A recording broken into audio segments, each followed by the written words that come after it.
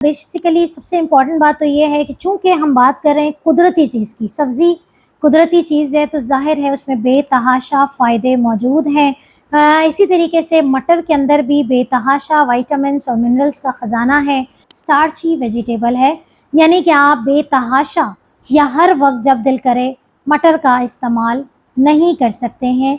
लेकिन इम्पॉर्टेंट बात यह है कि मटर को किस तरीके से पकाना चाहिए कि उसके शुगर की सतह और ज़्यादा ना बढ़ जाए।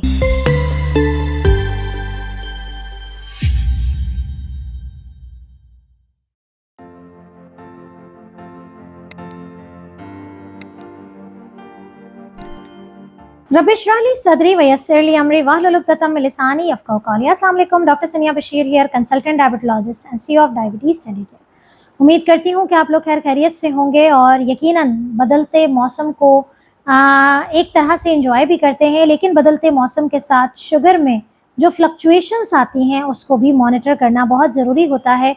और इंस्टेड ऑफ कि आप अपनी जो रूटीन से हट जाएं और जो दवाइयाँ ले रहे थे वो एकदम से ही चेंज कर दें कि शुगर जो है वो डिस्टर्ब होने लगी है, पहले जायज़ा लीजिए कि ये बदलता मौसम आपको कैसे मुतासर कर रहा है। तो जहाँ बदलते मौसम की बात हो रही है वहाँ डायबिटीज़ टेलीकेयर का आपके साथ वादा है कि हर वो छोटी छोटी बातों को जिक्र करेगा जो कि एक शुगर के मरीज़ को इल्म होनी चाहिए। जी हाँ, आज हम बात करने जा रहे हैं सर्दियों के हवाले से एक बेहतरीन सब्ज़ी जिसके बेतहाशा फ़ायदे हैं और जिसको छोटे बड़े बच्चे बूढ़े सब पसंद करते हैं।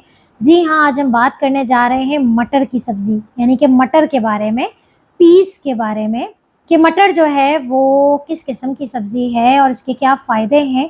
शुगर के पेशेंट्स के लिए इसमें ख़ास हिदायतें मौजूद हैं, तो वो भला क्या हैं? क्या शुगर के पेशेंट्स मटर इस्तेमाल कर सकते हैं? कैसे खाना, कितना खाना, इन तमाम चीज़ों को डिटेल में डिस्कस करेंगे।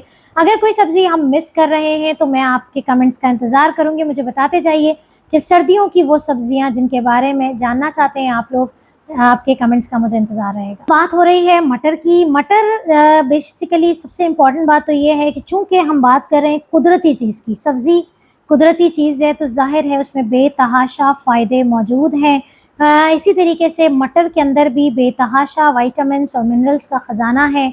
मटर के अंदर फ़ाइबर की मिकदार भी अच्छी है, लेकिन उससे कम है जो निस्बतन हम दूसरी सब्जियों के बारे में बात करते हैं, जैसे कि हम आपको मूली के बारे में, शलजम के बारे में, चुकंदर के बारे में हमने बताया, उसके मुकाबले में इसके जो मटर होते हैं उसके अंदर फाइबर थोड़ा सा कम होता है।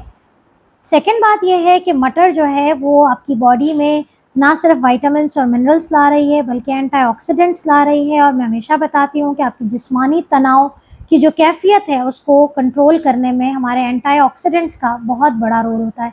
तो मटर के अंदर प्रोटीन की भी अच्छी खासी मिकदार है।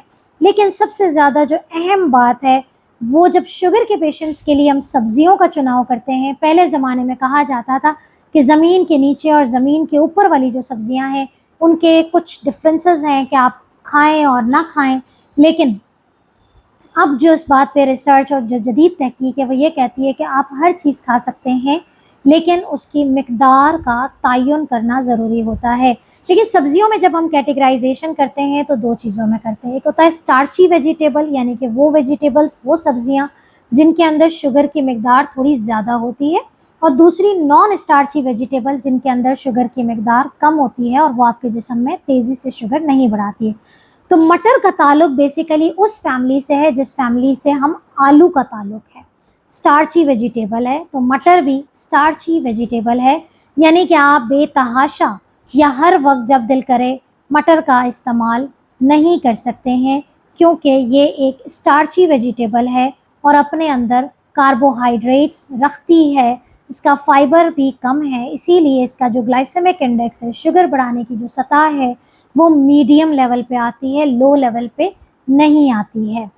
चूँकि इसका ग्लाइसेमिक इंडेक्स ज़्यादा, चूँकि इसका फाइबर कम है और चूँकि ये स्टार्ची वेजिटेबल है, तो आप एक टाइम पे सिर्फ जो है वो, एक तो ये कि बहुत ज़्यादा इस्तेमाल नहीं करना, लेकिन अगर आप इस्तेमाल करेंगे तो आप हाफ कप यानी कि मेजरिंग कप, नापतोल वाला कप, आपने आधी प्याली मटर की इस्तेमाल कर सकते हैं।